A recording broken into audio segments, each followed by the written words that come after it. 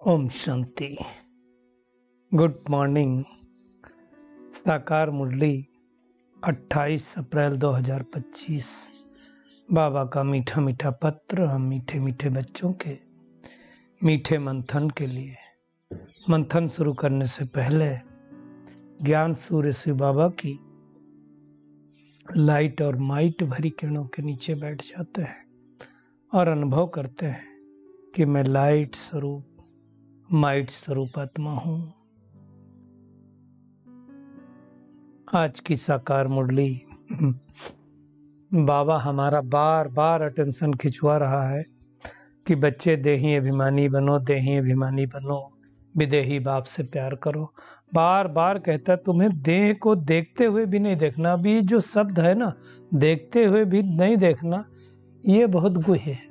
क्योंकि जब हम आदत पड़ी है 63 जन्मों से, तो हम देखते हैं तो शरीर ही दिखाई देता है। और भगवान कहता है शरीर को देखते हुए न देखो, अब यही तो मेहनत का काम है, और वो मेहनत सबसे होती नहीं है, तो कैसे हम देखें उसकी हम गहराई में जाएंगे। और बाबा ने आज स्वच्छ बुद्धि और जो 3 प्रकार की बुद्धि होती ना, स्वच्छ बुद्धि, मंद बुद्धि, तीक्ष्ण बुद्धि और आज एक शब्द बाबा ने यूज किया, मूढ़मती, उसको भी हम देखेंगे। जो स्वच्छ बुद्धि होंगे अर्थात देही अभिमानी होंगे वो परमात्मा से प्यार करेंगे। जो मूढ़मती होंगे वो क्या करेंगे? बाबा ने कहा वो देह से प्यार करेंगे। तो ये बहुत बड़ी बात है, बाबा इसका अटेंशन खिंचवा रहा है। आज एक और बहुत बड़ी, हम तो साइकोलॉजी की ही बात कहेंगे। वैसे तो बाबा हमेशा कहता है कि मैं आकर के इनके बाजू में बैठता हूँ, ब्रह्मा बाबा के, और आकर के नॉलेज देता हूँ, उनका शरीर लोन में लिया हूँ। आज बाबा ने कहा कि आत्मा इस शरीर रूपी घर में आकर पार्ट बजाती है, जैसे कि वो अपने को अंडर हाउस अरेस्ट करती। जैसे आजकल कहेंगे इसको घर के अंदर नज़रबंद कर दिया है ना, इन हाउस अरेस्ट बोलते हैं। जैसे आजकल बहुत पॉपुलर है डिजिटल अरेस्ट, उसकी भी हम गहराई में जाएंगे कि क्या होता है। तो उसी तरह से आत्मा ने अपने शरीर के अंदर जैसे अंडर हाउस अरेस्ट कर दिया। वो कैसे अंडर हाउस अरेस्ट होते हो देखेंगे। आज बाबा ने कहा कि बाबा के शरीर में तुम्हारा कोई प्यार नहीं होना चाहिए। मतलब जिस तन में ब्रह्मा बाबा के तन में शिव बाबा ना के प्रवेश किया, उस तन से प्यार नहीं होना चाहिए। प्यार होना चाहिए किससे? जो उसके अंदर विराजमान है ना, वो समझने की बात। और यही मेहनत है, हर कोई तो समझ नहीं सकता ना। बाबा ने कहा जैसे वो कहते हैं हुसैन का घोड़ा, तो हुसैन से प्यार होगा कि हुसैन के घोड़े से प्यार होगा? ऐसे मनुष्य के तन में जो हुसैन की आत्मा आई होगी, उसकी बात बाबा कर रहा है, तो उसको भी देखेंगे। और आज पूरे यज्ञ का अच्छे से नाम बाबा ने बताया है, हमें याद रखना है। राजस, अश्वमेघ, अविनाशी, रुद्र, गीता, ज्ञान यज्ञ। अब इसके एक एक अक्षर को अगर हम देखें तो बहुत इंपॉर्टेंट है, इस पे भी हम चर्चा करेंगे। और आज गोरे और सांवरे की फिर से बात आई। बाबा ने कहा कि लक्ष्मी नारायण तो नेचुरल सुंदर होते हैं, गोरे होते हैं, उनसे हसीन कोई हो नहीं सकता है।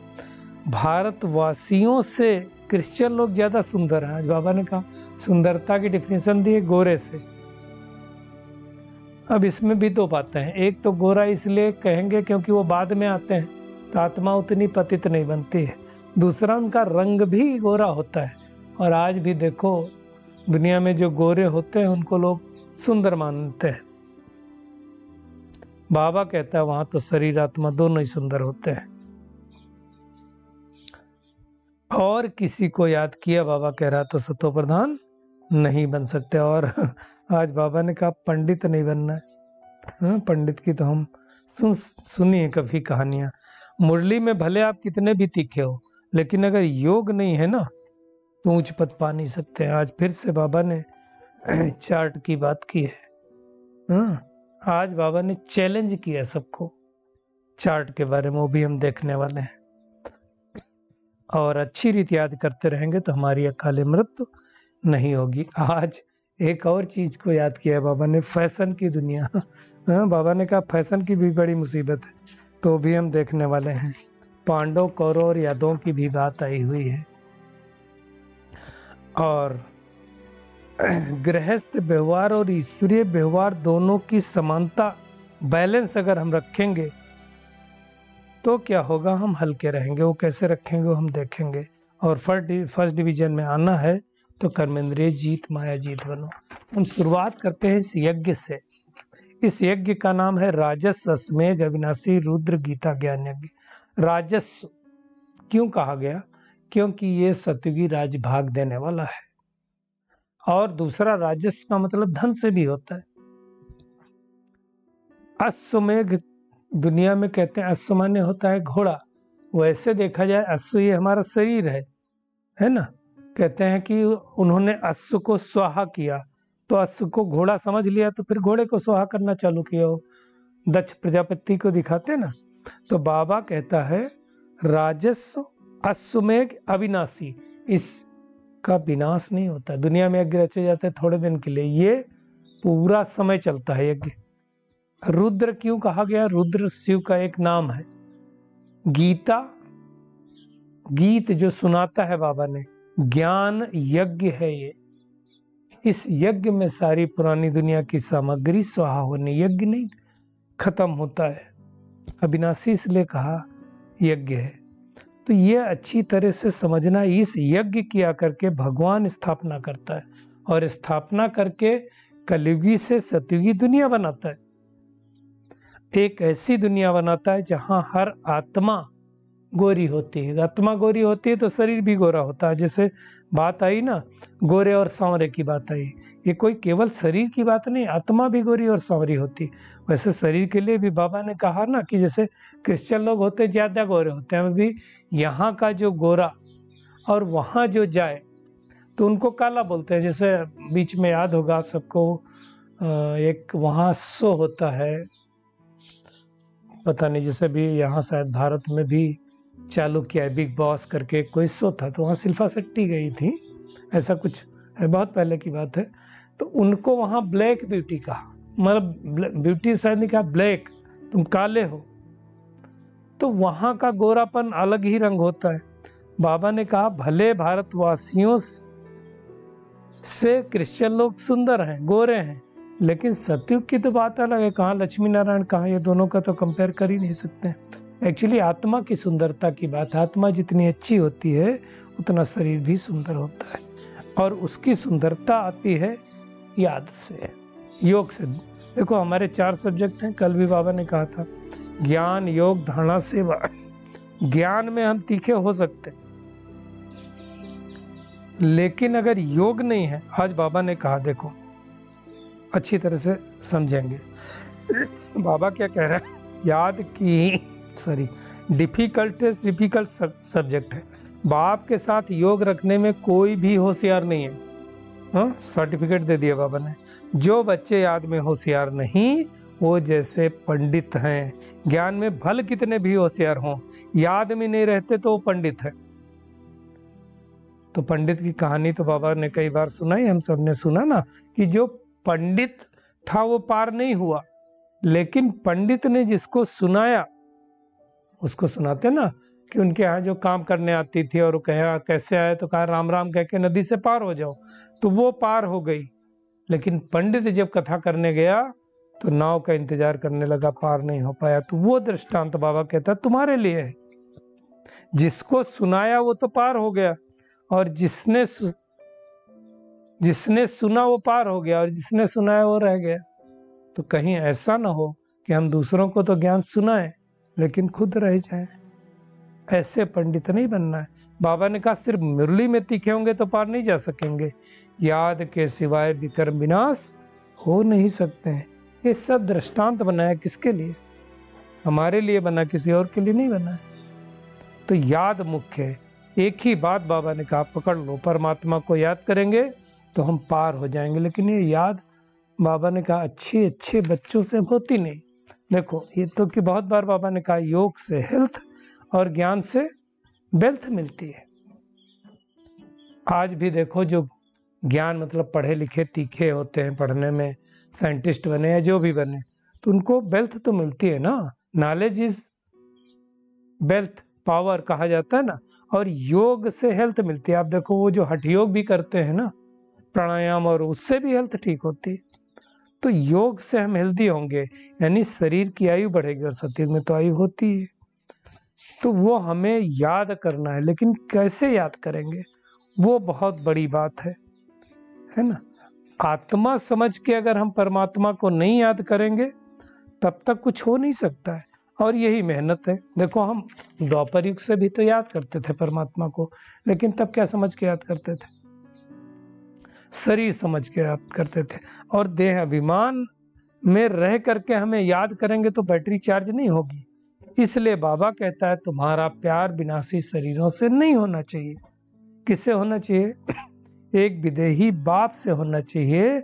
देह को देखते हुए नहीं। देखो हम क्या करते, देह को ही तो देखते हैं। किसी की देह में अगर बुद्धि गई, आज बाबा ने तो बड़ा कड़ा शब्द यूज किया है ना, जो मूढ़मती होते हैं, मूढ़ मतलब भोंदू टाइप के होते हैं ना, उनको मूढ़ कहा जाता है। जिनको अकल कम होती, वो क्या करते हैं? देह को ही प्यार करते हैं, देह को ही श्रृंगारते रहते हैं। कितना श्रृंगारते हैं बात मत पूछो। आज इसकी भी बाबा ने बात आई है कि आज की दुनिया की सबसे बड़ी मुसीबत है फैशन। देह को श्रृंगारना मतलब क्या है? फैशन है।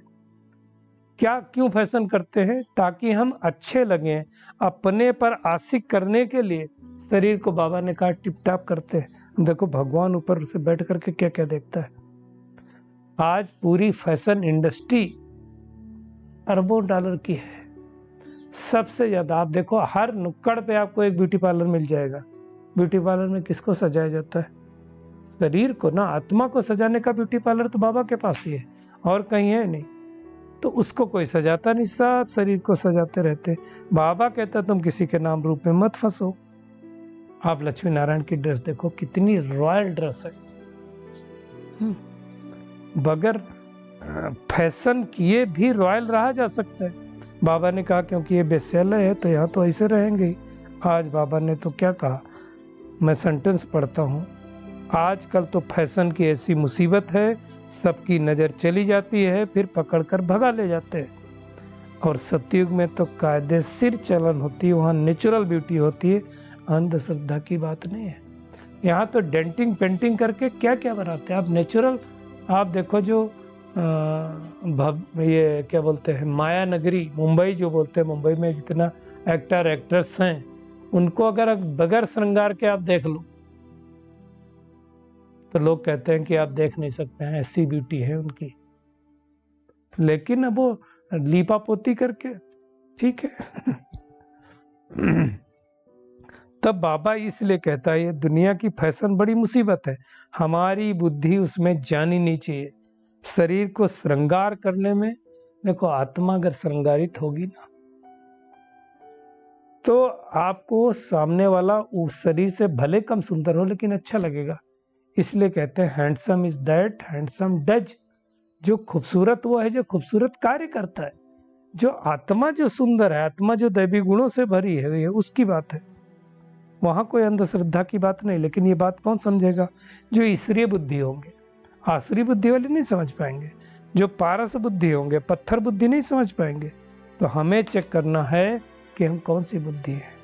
स्वच्छ बुद्धि है, पारस बुद्धि है, स्वच्छ बुद्धि कैसे बन सकती है? तो बाबा ने कहा स्वच्छ बुद्धि बनने का एक ही तरीका है, और वो तरीका है आत्मा समझना, देही अभिमानी बनना। अपने को आत्मा समझकर एक बाप को ही प्यार करना, दूसरे किसी के साथ कोई प्रीति नहीं रखना। देखो एक तो है रचता और बाकी सब रचना है। रचना के साथ अगर हमारी प्रीति होगी तो हम फेल हो जाएंगे। हमें रचना के साथ कोई प्रीति नहीं रखनी है। प्रीति किसको रखनी है? एक परमात्मा से। बाबा तो कहता है कि तुमको जिस रथ में आता हूं उसको भी नहीं याद करना है। तो बुद्धि हमारी किसकी तरफ जानी चाहिए? एक परमात्मा की तरफ। भले शिव बाबा ने इनका शरीर लोन में लिया है, लेकिन याद शिव बाबा को ही करना है। बाबा कहता मैं उनके पास आकर के उनके शरीर में बैठ जाता हूँ। अब जो जो आत्मा अपने अपने तन में प्रवेश करती है, जैसे मान लो हर एक अपने आप को देखे कि मुझ आत्मा ने इस तन में प्रवेश किया। बाबा कहता है प्रवेश किया मतलब अपने को अंडर हाउस अरेस्ट कर दिया। क्यों कर दिया? पार्ट बजाने के लिए। अब उस शरीर के द्वारा उस जन्म का जो पार्ट है वो आत्मा बजाएगी, है ना। जैसे किसी को घर के अंदर नजरबंद कर देते हैं, बाहर उसके फौज बिठा देते हैं कि ये आदमी कोई नहीं जा सकता, फॉरेन नहीं जा सकता, है ना। तो एक घर के अंदर अरेस्ट होता है और एक कंट्री अरेस्ट होता है, कंट्री के बाहर नहीं जा सकते हो। और आजकल तो आ गया है डिजिटल अरेस्ट। डिजिटल अरेस्ट क्या करते हैं कि आपको फोन करके कुछ ना कुछ ऐसी बातें बता देंगे जैसे अभी थोड़े दिन पहले आगरा में हुआ था, फोन करके बोला आपकी बेटी ऐसे ऐसे गिरोह के साथ किसी होटल में पकड़ी गई है ना। अब आपका नाम वायरल हो जाएगा, ये हो जाएगा, बदनाम हो जाएंगे, उसका पेपर में निकलेगा। आप कुछ दे ले करके कुछ करो और आप घर से बाहर ना जाओ, घर से बैठे बैठे ही सब पैसा मंगाओ और मेरे को ट्रांसफर करो। इसको बोलते हैं डिजिटल अरेस्ट। किसी की बातों में आकर के प्रभावित हो जाए।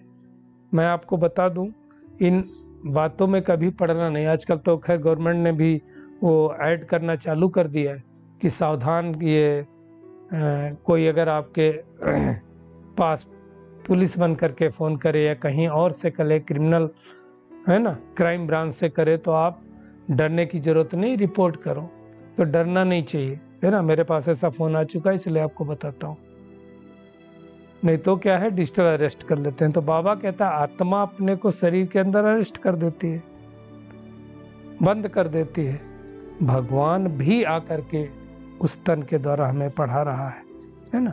तो समझना है, एक ही चीज समझना है, मुझे आत्मा ने इस तन में प्रवेश किया है, ये रावण का राज्य है, पराया राज्य है, इसमें थोड़े दिन रहना है और मैं आत्मा इस तन में विराजमान होकर के परमात्मा को याद करता हूँ, बस।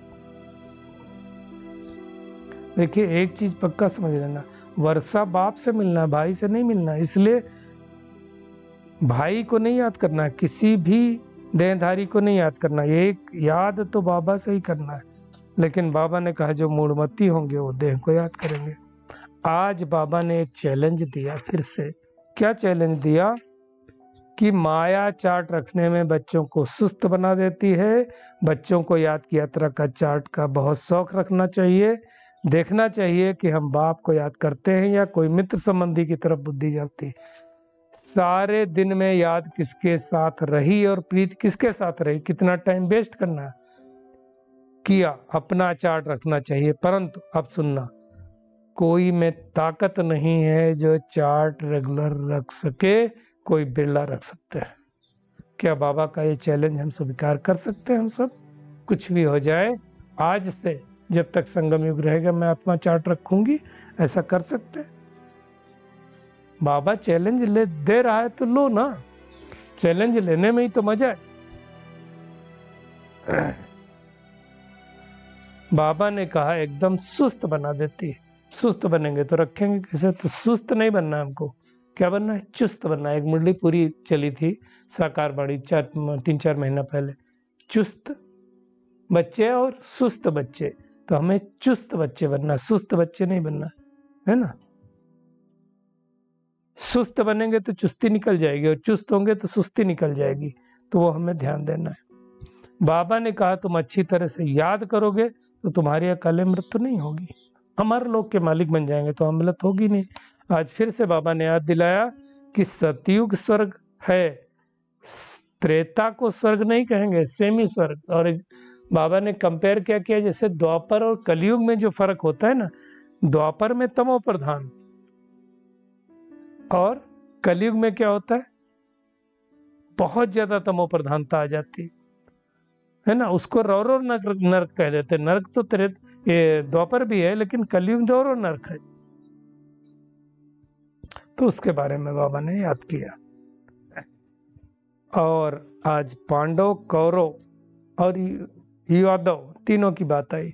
तो पांडव और कौरव एक संप्रदाय के थे। पांडव मतलब परमात्मा से प्रीति बुद्धि, कौरव मतलब परमात्मा से विपरीत बुद्धि। है तो भारतवासी लेकिन मानते नहीं है परमात्मा को, तो उसको विपरीत बुद्धि कहेंगे। और यादव है यूरोपवासी, जो यूरोप में रहते हैं।